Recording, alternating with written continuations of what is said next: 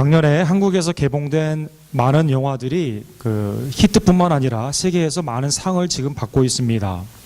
대표적인 2013년에 한국의 영화로 말을 하면 봉준호 감독이라는 분이 만든 설국 열차를 들 수가 있습니다. 인류의 미래의 종말적인 상황을 비유적으로 사실은 현실을 풍자한 내용인데, 거대한 설원을 기차의 제한된 공간 안에서 인류가 계속 돌고 있습니다. 그런데 어떤 연유인지 어떤 사람은 앞에 있고 어떤 사람은 중간에, 그리고 어떤 사람은 맨 끝에 이렇게 타고 있는 것입니다. 열차 안에서 이동이 불가한 그러한 상황 가운데 이제 드디어 한국의 배우인 송강호라는 사람을 이제 중심으로 해서 사람들이 열차 앞으로 가는 과정이 이 영화의 내용입니다. 여기에 메이슨이라는 오른쪽에 나와 있는 그 여자분이 계신데요. 이분이 앞칸으로 오지 못하도록 막는 그러한 리더의 역할을 하는데, 대사 중에 이러한 유명한 말을 합니다. 나는 앞칸에 속하였고 너는 꼬리칸에 속한다. 그래서 너는 올 생각하지 말라라고 말을 하는 것입니다. 사람들이 항상 앞자리를 원하고, 그리고 뒷칸에 있는 사람들에게 자리를 빼앗기지를 원치 않는, 그리고 나는 앞으로 나아가고자 하지만 그러나 앞길이 막혀있는 현실의 답답함을 이 영화를 통해 잘 표현한 것입니다. 오늘 본문은 우리의 인생에 있어서 어떤 자리에 우리가 앉기를 원하지만 그러나 실질적으로는 우리에게 허락된 자리는 무엇인지를 예수님이 말씀을 통해 비유로 선포하고 계십니다. 오늘 누가복음 14장 앞에 보면 예수님은 이제 드디어 십자가의 예루살렘을 거의 근접한 예루살렘 근처로 다 오게 되었습니다. 예루살렘에 가시는 목적은 십자가에 죽으시고 3일 만에 부활하심으로 말미암아 인류를 죄와 사망에서 구원하시는 그러한 하나님의 구속사가 기다리고 있다라는 것입니다. 예수님은 예루살렘을 향해 이렇게 탄식하십니다. 예루살렘아 예루살렘아, 선지자들을 죽이고 내게 파송된 자들을 돌로 치는 자여, 암탉이 제 새끼를 날개 아래 모음같이 내가 너희 자녀를 모으려 한 일이 몇 번이냐? 그러나 너희가 원하지 아니하였도다. 모성에 가장 잘 표현되어 있는 동물은 병아리를 모으는 암탉이었는데, 예수님은 당시에 쉽게 알아들을 수 있는 표현으로 하나님의 이스라엘을 향한 그 사랑을 암탉이 새끼를 모으는 그러한 장면으로 말씀하신 것입니다. 그러나 선지자들을 죽이고 이제 예수님을 죽이게 되는 이스라엘은 하나님의 그 사랑을 원치 않으셨다라는 것입니다. 물리적인 공간으로는 예루살렘을 향해 가는 것이 오늘 본문의 배경입니다.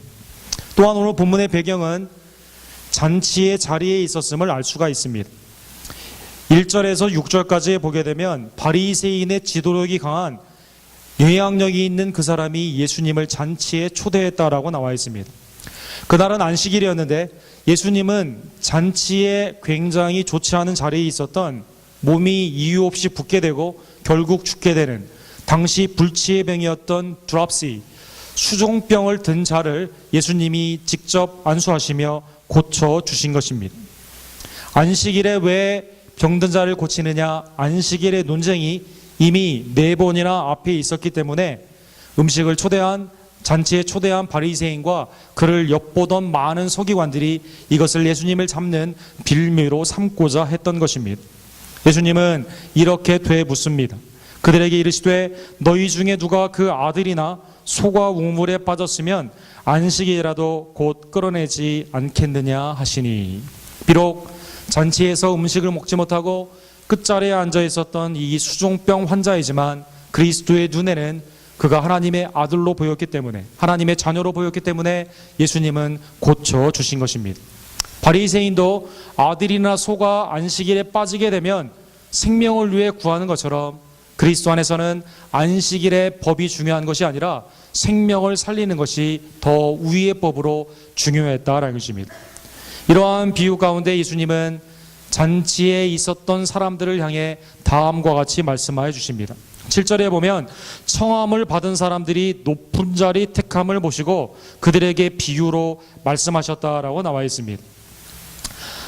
오늘 본문에 보면 잔치의 자리에 있어서는 특별히 호스트를 한 사람이 유대인의 관습에 의해 앉을 자리를 정해줍니다. 그래서 오늘 8절에 내가 누구에게나 혼인잔치의 청함을 받을 때 높은 자리에 앉지 말라. 그렇지 않으면 너보다 더 높은 사람이 청함을 받을 경우에, 아마 본문의 배경이 혼인잔치의 배경이 되었을지도 모르겠습니다. 혼인잔치의 또 다른 잔치에 앉는 자리는 그 잔치를 호스트한 사람이 정해주게 되어 있다라는 것입니다. 그런데 오늘 본문에 나타나 있는 이 잔치에 참여한 사람은 자기 스스로 높은 자리를 택하여 먼저 앉았다라는 것입니다. 누가복음 20장 46절에 보면 이것은 당시의 바리새인과 서기관들의 외식적인 행위임을 알 수가 있습니다.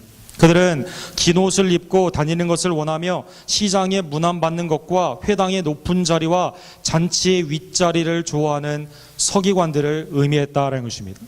긴 옷, 사람들의 어텐션을 받고 시장에서 각 사람들에게 눈에 띄어 인사받기를 좋아하고 회장의 모세의 자리로 자리가 높여져 있는 그 자리인데 그 자리에 앉기를 좋아하고 잔치에서도 호스터가 정해주지 않는 가장 많은 사람들의 존경을 받는 그러한 자리를 그들은 앉기를 원했다라는 것입니다.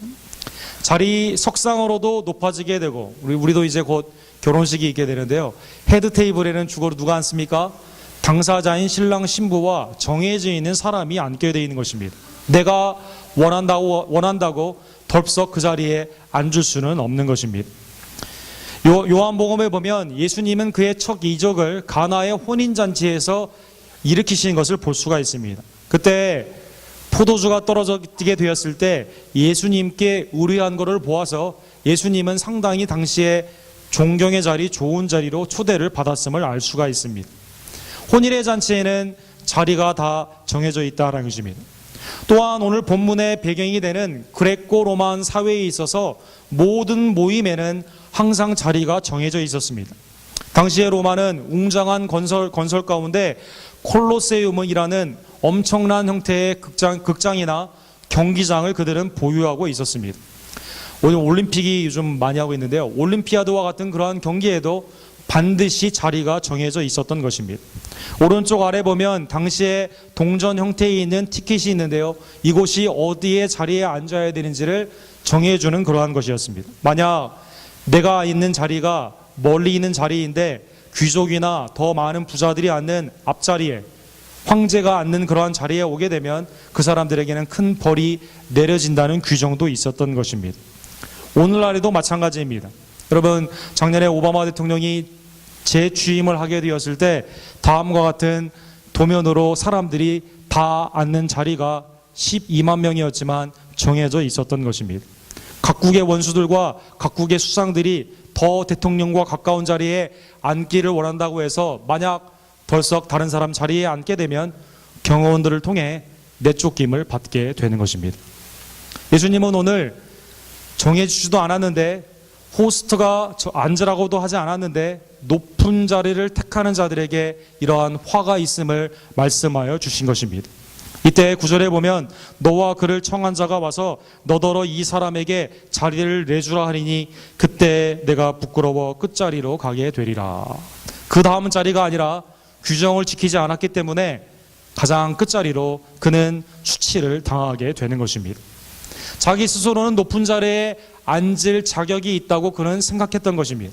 그러나 잔치를 준비한 사람에게는 그러한 가치와 자격이 없는 것이 현실이었다라는 것입니다. 소크라테스가 말한 것처럼 자기 자신을 알아야 되는데 자기 자신을 지금 모르고 있는 것입니다.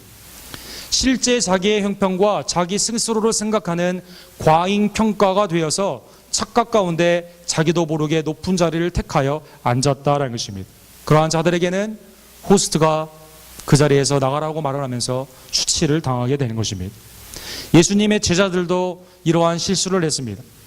예루살렘으로 가는 그 과정 가운데 마가복음 10장 37절 하반부에 보게 되면 세베대의 아들인 요한과 야고보가 예수님께 이렇게 부탁을 합니다.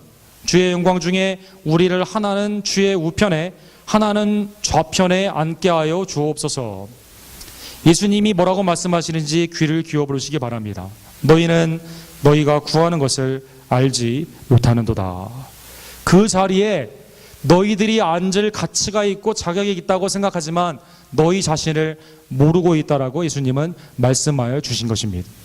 즉 교만은 무슨 의미가 있습니까? 내가 나 자신을 다른 사람보다 그리고 사람들보다 훨씬 더 높이 있다고 생각을 하지만 실제로는 그렇지 않은 것을 보지 못하는 영안이 어두운 것을 의미하고 있는 것입니다. 심지어 다니엘 4장에 보면 당시의 최대의 강국이었던 바빌론의 황제였던 느부갓네살 왕도 이러한 실수를 하는 것을 볼 수가 있습니다. 느부갓네살은 하나님의 심판의 도구로 유다를 망하게 하기는 했지만 실제로 그에게 권력과 어떠한 지위와 총명이 그에게 있었던 것은 아닙니다. 그는 다니엘 4장 30절에 보면 그 스스로 이렇게 위안을 합니다. 큰 바벨론은 내가 능력과 권세로 건설하며 나의 도성으로 삼고 이곳으로 내 위엄의 영광을 나타내는 것이 아니냐. 이거 다 내가 한 거다라는 것이죠. 아무도 안 도와줬고 이거 다 내가 한 거라는 것입니다. 함께 전쟁에 참여한 부하들의 공로를 돌리지도 않습니다. 여기에 함께한 백성들의 도움도 생각하지 않습니다. 이거 다 나의 영광과 존귀를 위해 내가 한 것이다라고 말하는 것입니다. 그런데 하나님은 느부갓네살 왕에 대한 평가와 자격을 다르게 생각하고 계십니다. 다니엘을 통해 하나님은 뭐라고 선포하십니까? 바로 그때 이 일이 나 느부갓네살에게 응함으로 내가 사람에게 쫓겨나서 소처럼 풀을 먹으며 몸이 하늘 이슬에 젖고 머리털이 독수리 털과 같이 자랐고 손톱은 새 밭둑과 같이 되었더라. 그 생각을 하는 그 순간에 하나님의 평가가 내려지게 되는데요. 하나님의 평가는 자기의 위엄과 존경과 능력을 자랑하던 이 느부갓네살 왕을 사람들에게 쫓겨나게 되고 동물보다 못하는 그러한 모습으로, 여기 윌리엄 브레이크의 그림처럼 이러한 모습으로 하나님은 전락시킨 것입니다. 높은 자리에 자기가 스스로 선택하여 먼저 앉는 사람, 자기 스스로를 잘 모르고 다른 사람보다 내가 높아져야 된다는 생각을 하는 그러한 사람들에게는 이러한 하나님의 화가 그들에게 임하게 되는 것입니다. 그러나 반대로 자기를 낮추는 사람, 하나님 앞에서 사람들 앞에서 겸손으로 끝자리를 택하는 자에게는 화가 아닌 복이 임하게 됩니다.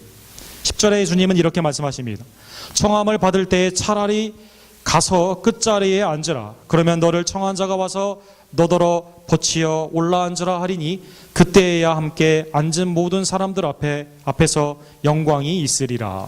끝자리에 앉게 되면 그를 본 호스트가 와서 더 높은 곳으로 앉으십시오라고 말을 하게 될 때 자기만 기쁜 게 아니라 모든 사람에게 영광이 나타나게 된다라는 것입니다.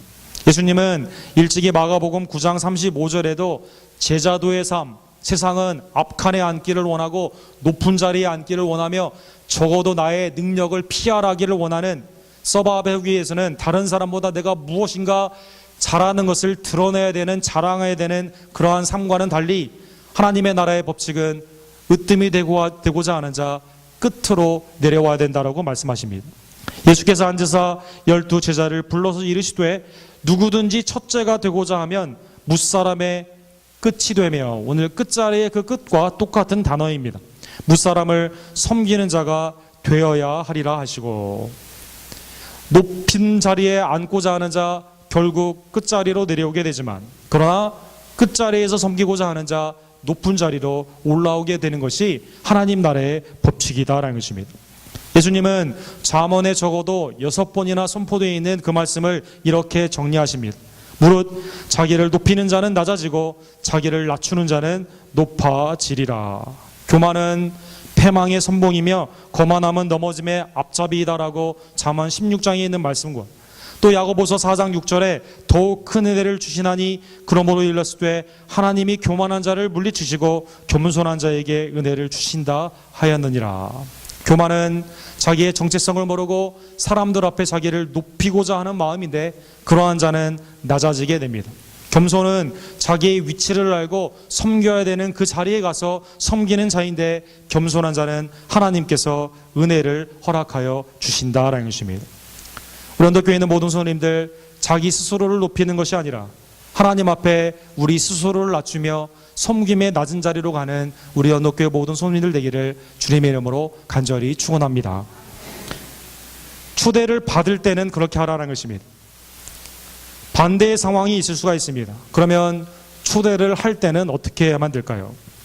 오늘 보면 12절에 예수님은 이제 자기를 청한 자에게도 이렇게 말씀하여 주십니다. 내가 점심이나 저녁이나 베풀거든 벗이나 형제나 친척이나 부한 이웃을 청하지 말라. 두렵건대 그 사람들이 너를 도로 청하여 내게 갚음이 될까 하노라. 여기에 만약 벗, 형제, 친척, 부한 이웃, 이 사람들과 밥을 먹지 말라라는 예수님의 뜻으로 해석하면 상당히 곤란합니다. 그러면 매일 혼자 밥을 먹어야만 되기 때문인 것입니다. 그러면 예수님은 무엇을 말씀하셨을까요?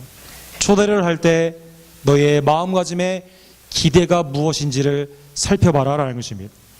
만약 내가 잔치를 베풀고 누구에게 식사를 대접할 때 내가 이렇게 하면 이 사람도 나에게 무엇인가 해주겠다고 하는 보상 심리를 너희는 갖지 말라라는 것입니다. 알프레이드 아들러라는 성경에 나와 있는 많은 내용들을 심리로 풀이한 학자가 있습니다. 자신이 지불한 일에 대해 어떤 형태로든 대가나 보상을 받고 싶어하는 인간의 죄성이 바로 보상 심리다라고 그는 표현하고 있습니다. 만약 어떠한 희생과 비용이 있지만 그 사람으로부터 보상을 받지 못하게 되었을 경우 마음의 섭섭함 가운데 피해의식이 생기게 됩니다. 그리고 과도한 분노가 그 사람뿐만 아니라 다른 사람에게 표출이 되게 된다는 것입니다. 가정에 있어서 아내나 남편에게, 자녀나 부모에게 보상을 받지 못했다고 생각하는 사람, 가족뿐만 아니라 사회에 나아가 인간관계 가운데 분노와 섭섭함으로 그것이 나타나게 되는 것입니다.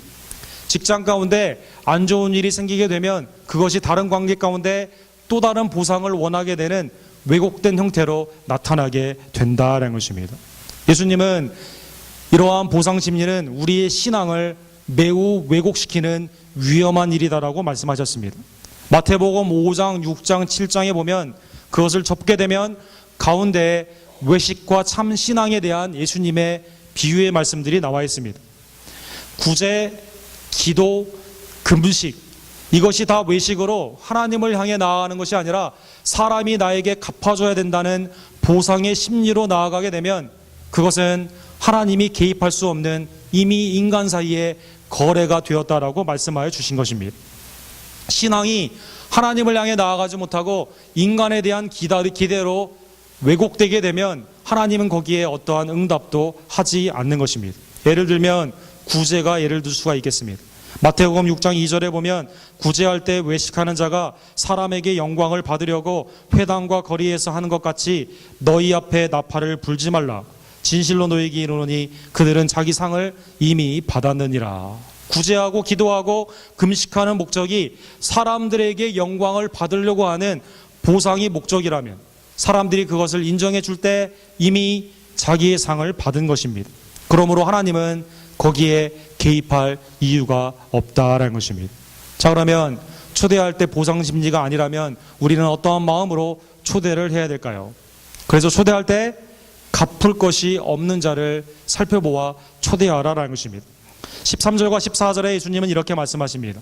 잔치를 베풀거든 차라리 가난한 자들과 몸 불편한 자들과 저는 자들과 맹인들을 청하라. 그리하면 그들이 갚을 것이 없으므로 내게 복이 되리니 이는 의인들의 부활 시에 내가 갚음을 받겠음이라 하시더라. 초대할 때 보상의 이유로 사람들을 초대하는 것이 아니라 아예 갚을 것이 없는, 이 뜻은 무엇일까요? 아예 기대하지 말고 사랑의 선행 가운데 그냥 거기에 목적을 두고 식사를 대접하라라는 것입니다. 뇌물처럼 이걸 내가 했기 때문에 당신은 나에게 해야 된다는 그러한 기대를 갖지 말고 오히려 나에게 갚을 것이 없는 것처럼 주위에 있는 연약한 자들을 초대하고 그리고 그러한 마음으로 오히려 초대하라라는 것입니다. 예수님은 마태복음 25장 34절에 보면 예수님의 재림 때의 심판의 모습을 이렇게 말씀하십니다. 예수님이 재림하시면 어디에 앉게 되십니까? 인자가 영광의 보좌에 앉게 되십니다. 오늘 잔치의 비유에 있죠. 가장 중요한 자리, 가장 높은 자리는 심판의 자리인데요. 그 자리에 예수님이 앉아 계시는 것입니다. 양과 염소, 의인과 악인을 나누게 됩니다. 오른쪽에 있는 의인들을 대해 이렇게 말씀하십니다. 그때 임금이 그 오른편에 있는 자들에게 이르시되 내 아버지께 복을 받을 자여 나와 창세로부터 너희를 위하여 예비된 나라를 상속받으라.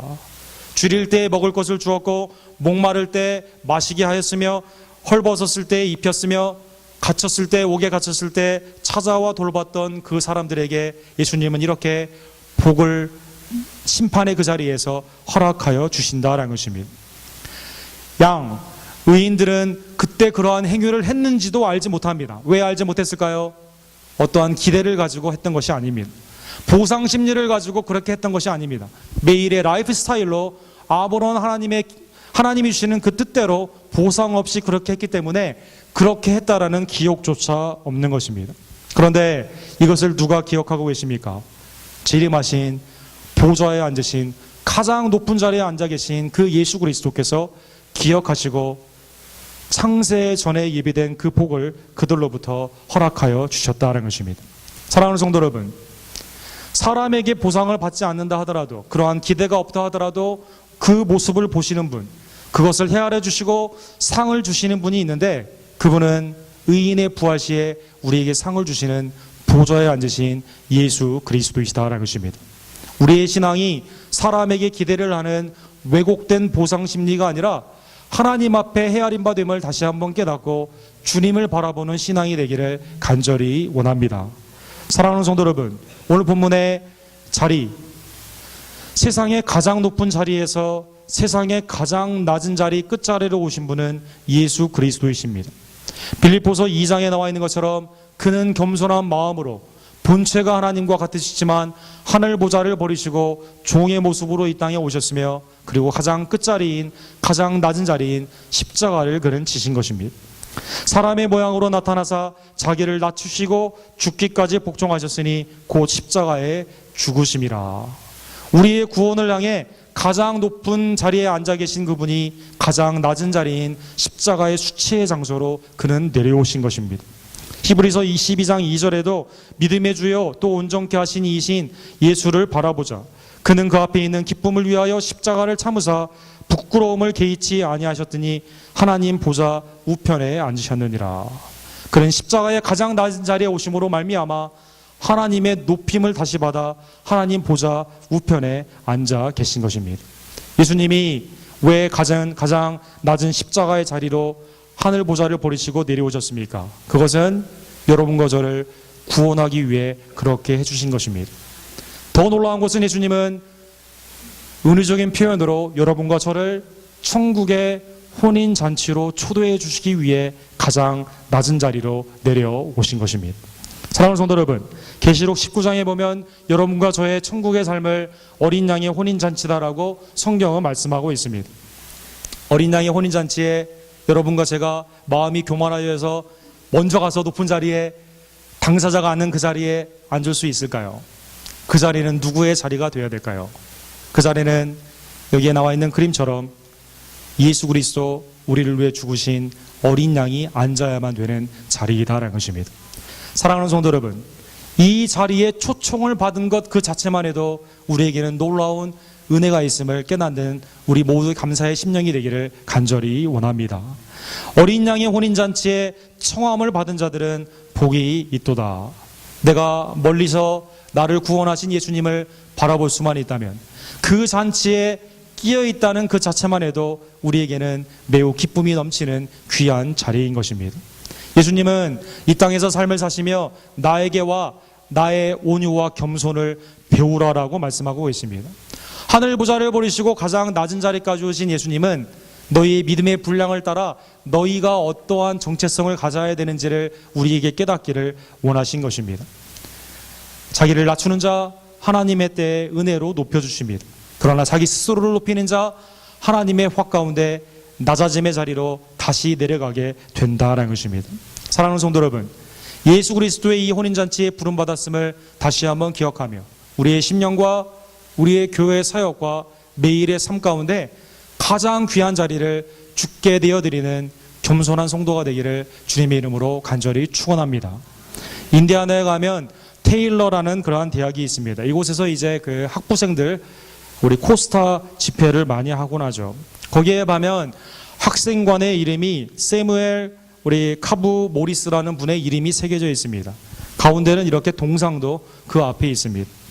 아프리카 그 리비에라라는 나라에서 오신 분인데요. 거기에 왕자였습니다. 거기에 왕자였는데 예수 그리스도를 영접하게 되며 아프리카의 복음화를 위해 미국에 와서 신학 공부를 하기 위해서 18세에 미국에 오게 됩니다. 그는 비록 20세에 하나님의 부르심을 받게 되지만 2년의 짧은 삶을 통해서 테일러 대학뿐만 아니라 인디아나의 부흥의 운동, 그래서 아프리카의 복음화를 위해 미국에 왔는데 하나님은 다른 계획으로 미국의 복음화를 위해 글을 쓰신 것입니다. 그의 겸손한 삶과 복음에 대한 담대함과 아프리카와 미국을 향한 아름다운 복음의 선포를 통해서 많은 사람들이 큰 영향을 받게 되고 예수님을 영접하게 된 것입니다. 그가 이제 테일러 대학에 첫날 오게 되어서 프레지던트였던 테오도스라 레테라는 분이 이제 그를 영접하게 됩니다. 아프리카에서 왔다고 하니까요. 그래도 아프리카의 왕자라고 하니까 선물은 줘야겠고, 당시 이 총장이 약간 백일 우월주의에 있었다고 합니다. 그래서 그때 막 개장이 되었던 메이시라는 그 백화점에 에서 옷을, 겨울옷을 사가지고 그 메이시 그 케이스 안에다 넣어가지고 이 청년에게 선물을 해주려고 했다고 합니다. 그런데 생각해보니 이거 비싼 거, 당시 메이시가 굉장히 비쌌던 것 같습니다. 이 비싼 거 괜히 이 청년에게 주면 그냥 뭐 할까라고 생각해서 메이시보다 조금 못한 브랜드를 그런데 메이시 케이스에 넣어가지고, 그런 거 우리도 잘하죠. 포장지와 아래에 있는 내용이 다른 경우가 많이 있죠. 백과 내용이 다른 경우. 그래서 이게 미국에서 제일 좋은 옷인데 너에게 선물로 준다라고 이렇게 준 것입니다. 그 다음에 인디아나 테일러 대학에서 채플 항례 예배가 있었습니다. 그런데 강대상에 헌금 봉투와 더불어 그 옷이 위에 있었습니다. 미국에서 제일 좋은 옷 예수님께 드립니다라고 이 청년이 바친 것입니다. 예배를 인도하던 이 총장이 눈물로 회개를 합니다. 자기는 사람을 천하게 보고 속여서 그렇게 했는데 이 청년은 그대로 믿고 하나님 앞에 가장 귀중한 것을 드렸다는 것입니다. 사랑하는 성도 여러분, 잔치의 청함을 받을 때 높은 자리에 택하는 것이 아니라, 잔치를 열 때 보상심리로 여는 것이 아니라, 나를 위해 끝자리로 내어오신 예수 그리스도의 은혜를 생각하며 주님 앞에 가장 높은 자리를 내어드리는 하나님의 귀한 겸손의 성도들이 되기를 주님의 이름으로 간절히 축원합니다. 기도하겠습니다. 사랑의 하나님 아버지, 감사합니다. 오늘 말씀을 통해 하나님의 천국의 법칙은 내가 앞칸으로 가는 것이 아니라, 내가 선택하여 높아지는 것이 아니라 하나님의 뜻 가운데 온전히 겸손해져서 낮은 곳을 찾아가는 것임을 우리가 배웠습니다. 예수 그리스도의 하늘 보좌를 버리시고 십자가까지 낮아지신 그 놀라운 낮아지심으로 구원받은 우리들, 그리스도의 어린 양의 혼인잔치에 초대만 된 것도 감사하여 주님 앞에 모든 영광으로 섬기는 하나님의 백성들 되기를 간절히 원합니다. 믿음의 분량을 따라 우리의 자신의 위치를 잘 깨닫고 서로 선행으로 돌보아보며 나보다 남을 낮게 여기며 서로 도와주는 하나님의 놀라운 돌봄과 선행과 온유와 겸손이 있는 우리 언덕교회 될 수 있도록 주님 이 시간 역사하여 주시옵소서. 예수 그리스도의 이름으로 간절히 기도드립니다. 아멘.